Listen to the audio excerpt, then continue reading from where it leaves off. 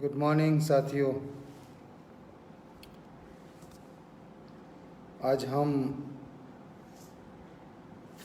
कुछ के ऊपर प्रकाश डालेंगे। ब्लड प्रेशर वास्तव में कोई बीमारी नहीं है। ये सुन को आपको बड़ा आश्चर्य होगा। जो रक्तवाहिनियाँ अपनी आर्टरीज में जो रक्त ले जाती है,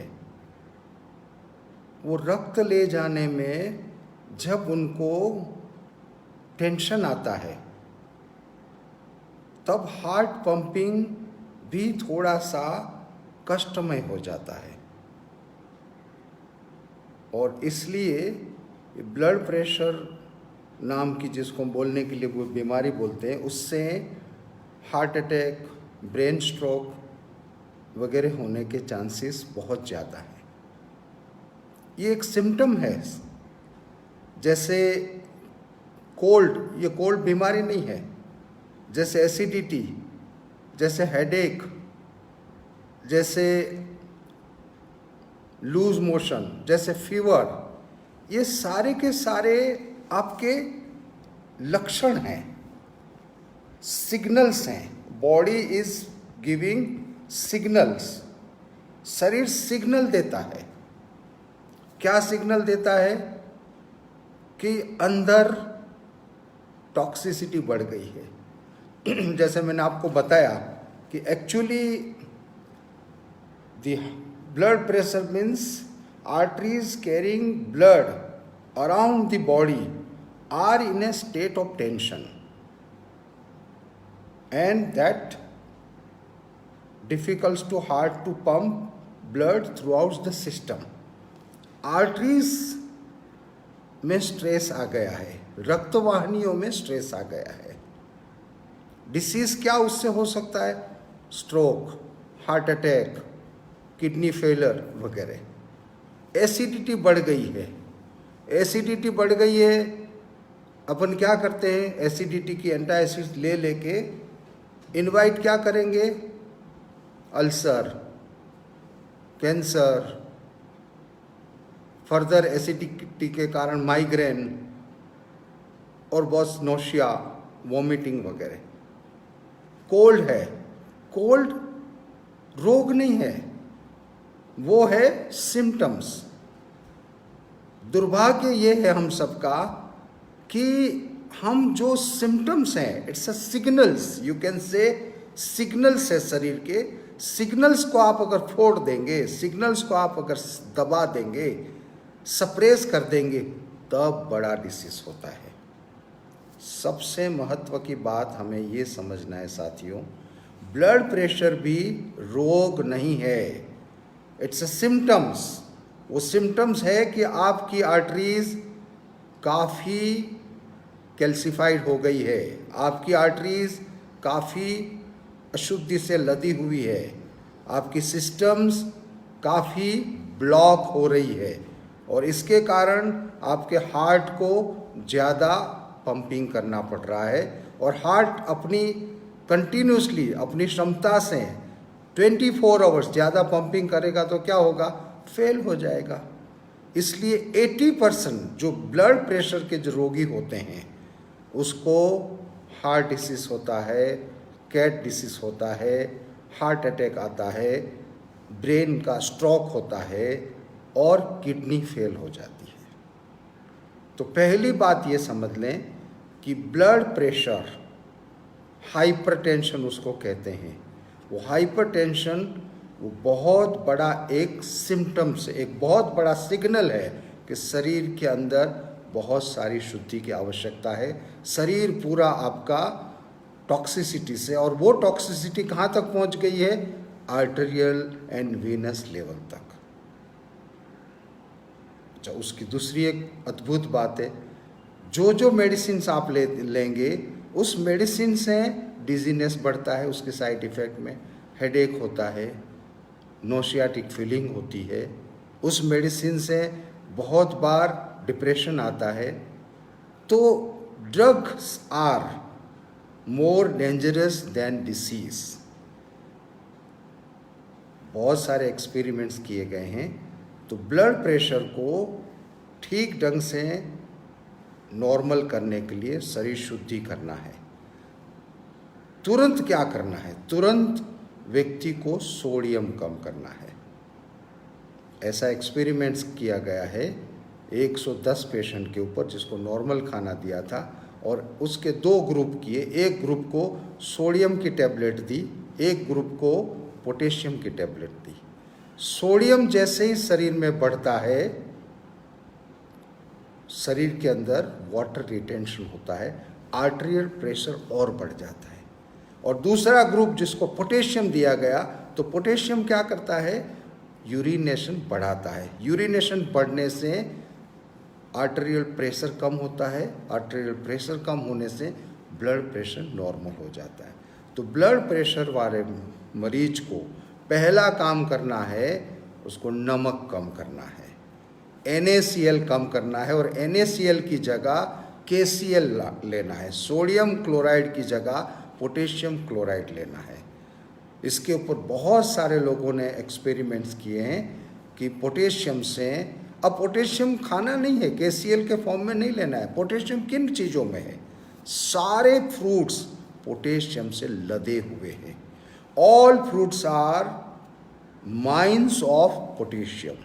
और सारे फ्रूट्स में सोडियम कम होता है कंपेरेटिवली, जितना आवश्यक है उतना होता है। ऊपर से नमक लेना वो ब्लड प्रेशर वाले रोगी के लिए हानिकारक है। बिल्कुल हमें नमक नहीं लेना है। नमक का उपयोग हमें पर डे आधा ग्राम या 1 ग्राम करना है। और हम कितना करते हैं? 4 से 5 ग्राम। हर चीज़ में नमक रहता है, चाहे वो तुम्हारी सब्जी है, दाल है, इवन रोटी है, इवन कुछ महात्मा लोग तो फल में भी नमक के बिना फल नहीं खाए जाते हैं।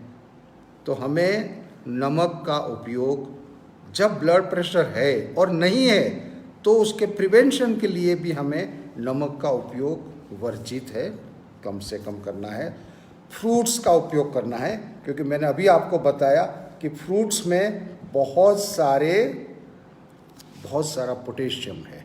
और पोटेशियम जो है वो क्या है? डाययूरेटिक है। आप किसी भी ब्लड प्रेशर की मेडिसिन को स्टडी करिए, उसमें 2 चीज़ महत्व की होती है। एक उसमें डाययूरेटिक सब्सटेंस होता है और एक होता है बीटा ब्लॉकर। साथियों, फिर से इलाज आपके आहार में है। फ्रूट्स खाइए, खास करके ब्लड प्रेशर वाले को सुबह में फ्रूट्स का ही नाश्ता लेना है। और कोई भी फल खाइए, सारे फ्रूट्स में पोटेशियम भरपूर होता है, चाहे वो पपैया हो, चाहे आम हो, चाहे केला हो, चाहे ग्रेप्स हो। सारे के सारे फ्रूट्स फुल ऑफ पोटेशियम है। And potassium is number 1 for your to correct your BP, to lower your BP and avoid BP. Number 2, ऐसा ही महत्व का है मैग्नीशियम। मैग्नीशियम भी फ्रूट्स में बहुत होता है और मैग्नीशियम भी हमें ज़्यादा लेना है।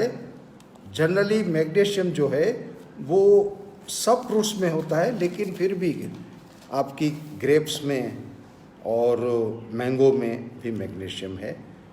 कैल्शियम कम लेना है, जिसको ब्लड प्रेशर का है संभावना, क्योंकि बहुत बार हमारी आर्टरीज में ज़्यादा कैल्शियम लेने से वो ज़्यादा सख्त हो जाती है। चूना, कैल्शियम क्या है? चूना है, पता है ना? अपन आप पान में चूना खाते हो तो चूना कैल्शियम है। तो जब ज़्यादा चूना आ जाए तो चूना क्या कर देता है? बरड़ता लाता है, जड़ता लाता है। तो जो कैल्शियम है वो 65 microgram per day is good enough. ज़्यादा कैल्शियम भी अच्छी बात नहीं है। ज़्यादा दूध, दाल में कैल्शियम ज़्यादा होता है, वो भी ब्लड प्रेशर वाले जो रोग है उसको कम खाना है। एक बड़ी महत्व की बात है, जो हम सब लोग उस चीज़ को हम नज़रअंदाज करते हैं। शुगर खाने से शुगर तो आपके डायबिटीज़ के लिए तो अच्छा है ही नहीं, लेकिन ब्लड प्रेशर के लिए भी शुगर का, चीनी का उपयोग गलत है, वर्जित करना चाहिए। शुगर से होता है क्या, जो शुगर ज़्यादा खाता है उसके बॉडी में सॉल्ट का रिटेंशन होता है। जो शुगर ज़्यादा खाता है उसके शरीर में सॉल्ट का रिटेंशन होता है। तो डबल नुकसान हुआ, आपने शुगर लिया, उससे आपके बॉडी में एक ऐसी गलत सिस्टम डेवलप होगी, आपका शरीर ज़्यादा से ज़्यादा सॉल्ट को रिटेन करने लगा। सॉल्ट रिटेन हुआ तो क्या हो गया, पानी भर गया शरीर में। तो शुगर से बहुत बड़ा नुकसान होता है ब्लड प्रेशर वाले रोगी को भी। यानी चाय में या मिठाई में या कोई भी चीज़ में हमें ज़्यादा शुगर नहीं लेना है। कैल्शियम लेना है, D3 लेना है, वो हमें बहुत ज़रूरी है, लेकिन एक्सेस मात्रा में कैल्शियम से भी समस्या होती हुई देखी गई है। चौथी बात, कैफीन, टी, ऑक्जेलिक एसिड, वो सब हमारे बीपी को डेफिनेटली सूटअप करता है। मैंने बहुत सारे पेशेंट देखे हैं, केवल कॉफ़ी और चाय बंद करने से उनका बीपी नॉर्मल हो रहा है। तुम्हारे सारे के सारे सॉफ्ट ड्रिंक्स हैं वो भी ख़राब है। और दूसरी एक बात है, रेज ए ग्लास, इंग्लिश में ऐसी कहावत है, रेज ए हाइपरटेंशन, यानी कि अल्कोहल लेंगे, raise a glass of wine और alcohol, that raise the blood pressure. BP वाले को बिल्कुल अल्कोहल, वाइन और जो भी चीज़ें हैं स्टिमुलेटिव, उससे अवश्य दूर रहना चाहिए। और होता है वैसा ही, कुछ लोग कैसी सलाह देते, अरे वाइन ले, अल्कोहल ले, उससे रक्त पतला होगा। ये सत्य नहीं है। उससे आर्टरीज तुम्हारी बहुत सारी डैमेज हो जाएगी, आर्टरी बहुत सारी जड़ हो जाएगी, आर्टरी में बहुत सारा कैल्सिफिकेशन हो जाता है और बाद में हार्ट पंपिंग पुअर हो जाता है और आखिर में कार्डियोमायोपैथी हो सकता है, हार्ट अटैक हो सकता है। बहुत सारे पेशेंट देखें जो अल्कोहल लेते थे और स्ट्रोक की बीमारी लेके आ जाते हैं।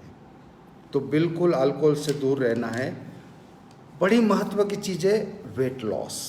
अगर आपका वेट ज़्यादा है, डेफिनेटली वेट कंट्रोल करो। अगर वेट कंट्रोल नहीं करेंगे तो भी ब्लड प्रेशर को कंट्रोल में लाना बहुत ही कठिन है। एक दूसरी एक बड़ी महत्व का एक ऑब्जर्वेशन, एक स्टडी है, जब व्यक्ति बोलता है तो 10 से 10 to 50% बीपी रेज हुआ देखा गया है वाइल टॉकिंग। ये एक एक्सपेरिमेंट्स किया गया था कि आजकल तो देखो सारे मॉनिटर्स कैसे हैं, इलेक्ट्रॉनिक ऑटोमेटिक मॉनिटर्स हैं। कुछ 50 लोगों को ऑटोमेटिक मॉनिटर्स लगा के दे दिए बीपी के और पल्स के, और उनको बोला अब आप बोलो। जैसे आप बोलते हो, when you start talking, naturally your cerebral, your brain, your all faculties starts acting fast. 10 to 50% BP race होता है, may be for time, temporary, बाद में बोलने के बाद वो नॉर्मल हो जाता है। हमें सीखना पड़ेगा how to talk with pace, how to talk without stress, how to communicate without tension. तो बोलने में भी हमें art of speaking, art of communication भी सीखना है, क्योंकि उससे स्ट्रेस बढ़ता है। जब भी आप बोलो थोड़ा सा आप पेस देके बोलिए, तो उससे भी बड़ा फर्क पड़ेगा। चौथी बात जो बड़ी महत्व की मैं फील ऑब्जर्व कर रहा हूँ कि ब्लड प्रेशर जो है वो मैंने बताया वास्तव में वो एक स्थिति है। सबसे महत्व की बात आपको ये समझना है, वो एक शरीर की एक इन टोटालिटी एक स्थिति है। वो बता रही है कि आपके शरीर में रिजिडिटी बढ़ रही है। What's your age? Your age is counted with rigidity of your arteries. आपकी आर्टरीज में अगर रिजिडिटी है ज़्यादा, 60 पर एज की रिजिडिटी और आप 30 साल के हैं, तो आपका बायोलॉजिकल एज 60 का है। एक व्यक्ति का एज 50 का है और राइट डाइट है, राइट एक्सरसाइज है, उसकी आर्टरीज की जो रिजिडिटी कम है 30 इयर्स जैसी है, तो वो 30 साल का है।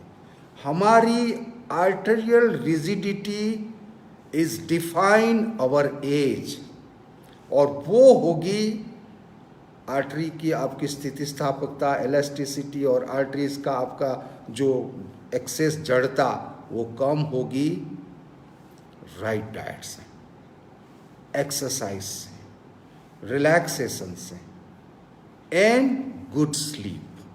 ये 4 मैक्सिमम मोर इम्पोर्टेंट पैरामीटर्स। उसमें सबसे पहला डाइट। क्या डाइट लेंगे ब्लड प्रेशर वाले? सबसे पहले सुबह में नींबू पानी और थोड़ा सा जिंजर, फिर 7 बजे ब्लैक रेजिन्स 10 to 15 नंबर्स, वो रात को भिगो दो, उसको लो। उसमें बहुत सारा पोटेशियम है, बहुत सारा मैग्नीशियम है, उससे आपकी आर्टरीज भी अच्छी होगी, तो ब्लैक रेजिन्स लीजिए। फिर आप दिन में कभी भी एक बार ग्रीन जूस लीजिए। ग्रीन जूस यानी कि स्पिनच जूस, कोरिएंडर जूस, आपका ये पुदीना, ये सारे जो ग्रीन लीफी वेजिटेबल्स है उसका 1 ग्लास भर के आप जूस पीजिए। वो सारा green juice full of chlorophyll है, and chlorophyll is full of your potassium, and beside potassium it reduce your acidity. क्योंकि मैंने देखा है हाइपरटेंशन में एसिडिटी भी बहुत बड़ा रोल प्ले अदा करती है। अगर एसिडिटी बढ़ जाती है तुरंत बीपी शूट अप होता है। तो हमें ग्रीन जूस रोज़ लेना है। खाने में हमें क्या लेना है? तो आप राइस का डाइट ले सकते हो, ब्राउन राइस, वेजिटेबल्स ले सकते हो। अगर आप में इतनी क्षमता है और क्षमता डेवलप करनी चाहिए तो आप फ्रूट्स ले लीजिए। दोपहर को भी 1 बार आप अन्न खाइए, और दोपहर फ्रूट्स की सुविधा नहीं है, आप बॉइल्ड वेजिटेबल्स और दही ले लीजिए, मिक्स बॉइल्ड वेजिटेबल्स और दही। आप दही के साथ सारे सलाद ले लीजिए। यानी दिन में आप रात को 1 ही बार खाना खाइए। Within 8-10 days your BP would be normal. Dinner में या तो आप राइस खाइए, ब्राउन राइस और सूप और वेजिटेबल्स, या आप मिलेट्स रोटी खा लीजिए, या आप व्हीट की ऑर्गेनिक रोटी और वेजिटेबल्स और उसके साथ पपाया खा लीजिए। अगर आपको घर बैठे तुरंत ही विदिन 8 days रिजल्ट चाहिए, आप 1 बार ही खाना खाइए दिन में, यानी serial diet. Your BP definitely would be normal. Your all medications of the BP you can withdraw gradually, क्योंकि सारे के सारे बीपी के जो मेडिकेशंस हैं वो आपको वहाँ ले जाते हैं। कहाँ ले जाते हैं? हार्ट डिसीज़ की ओर। देखो, when you break the symptoms, when you neglect the symptoms, you are inviting more problems. अगर आपको नी जॉइंट पेन है, आर्थराइटिस डेवलप हो रहा है, if you take painkiller means you are avoiding pain, and that leads to development of arthritis very rapidly. अगर आपको cough है, cold है, if you suppress cough and cold means retention of cough would happen, accumulation of cough would happen in the chest, you are inviting bronchitis very fast. Acidity hai, if you take antacids, fine, temporary you may find good, but that so called good would invite ulcer and acidosis and migraine and so many things. Same way hypertension में भी साथियों हो सके धीरे धीरे औषध यानी medications जो है उसको विड्रॉ करना बहुत ज़रूरी है। तुम जब मेडिसिन लेते हो तो बीपी apparatus के सामने your BP is normal, but your arterial health has not improve. Mind this in your brain. Try to understand this, what I said now. You can see on BP apparatus 120, 80 so-called normal BP, but you have not improved the health of arteries. You have not worked to detoxify your arterial health. You are inviting heart attack, you are inviting brain stroke very fast.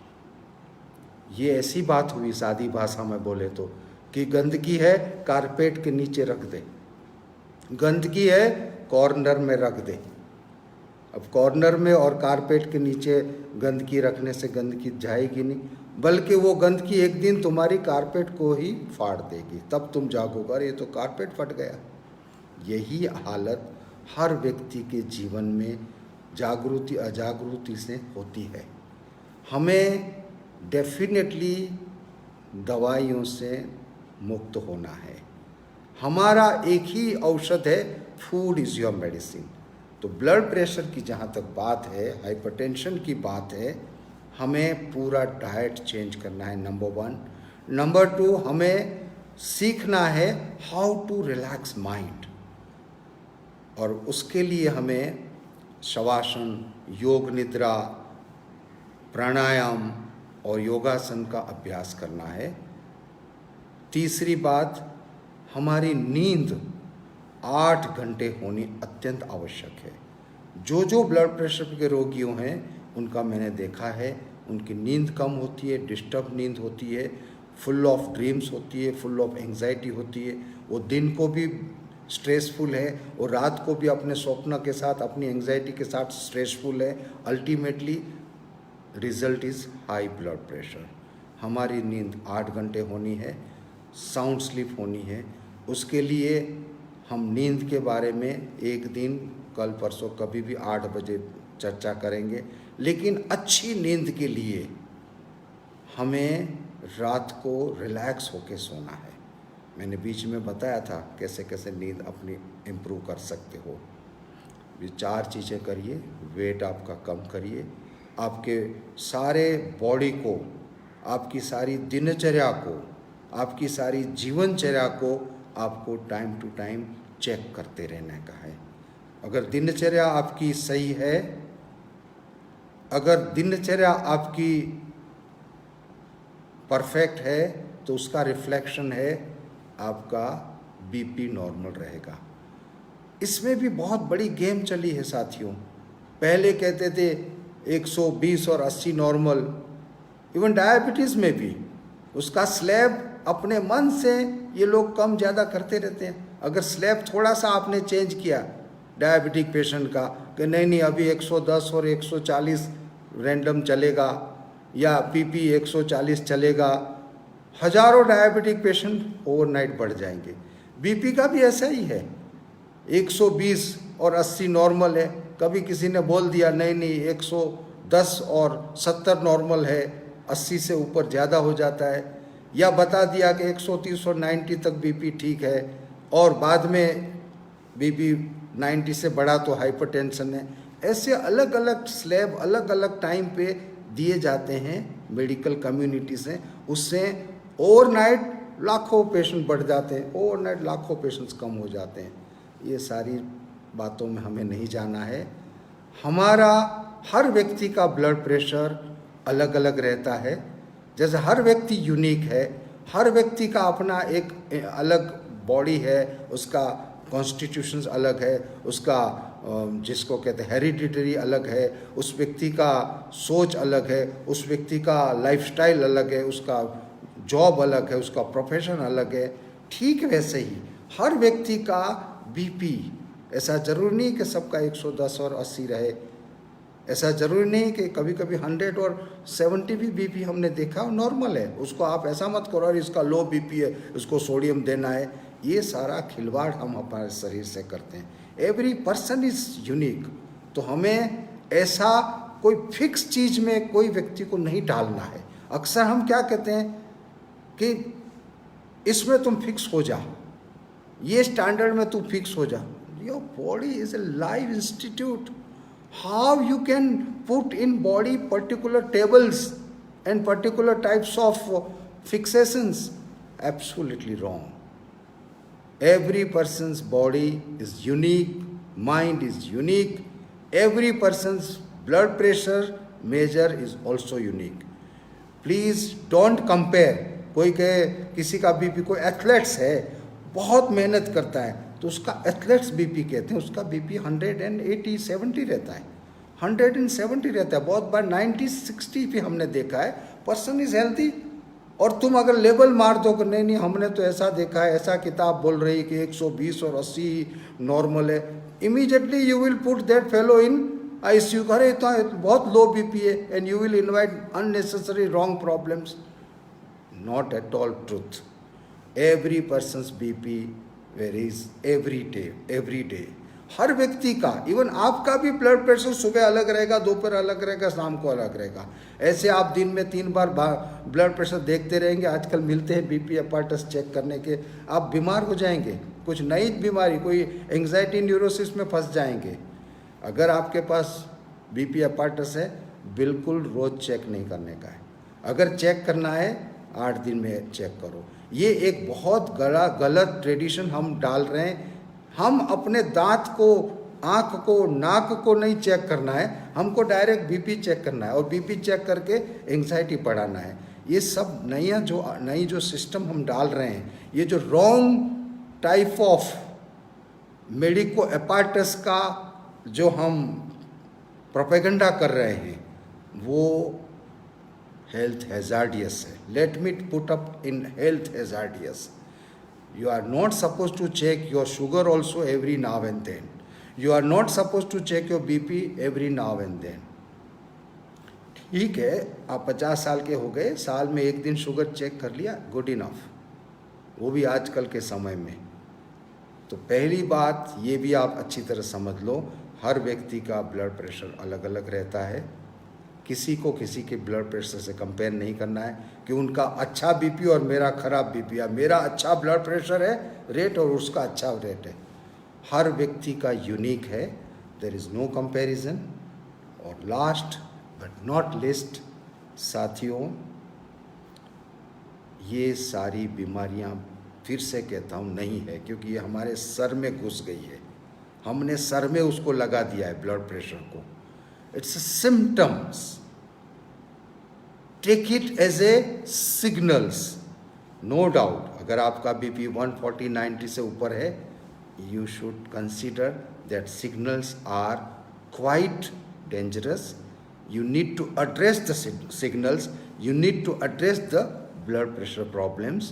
You change diet, you change lifestyle, you change thinking, you change your pattern of every action, and you will be all right within couple of days.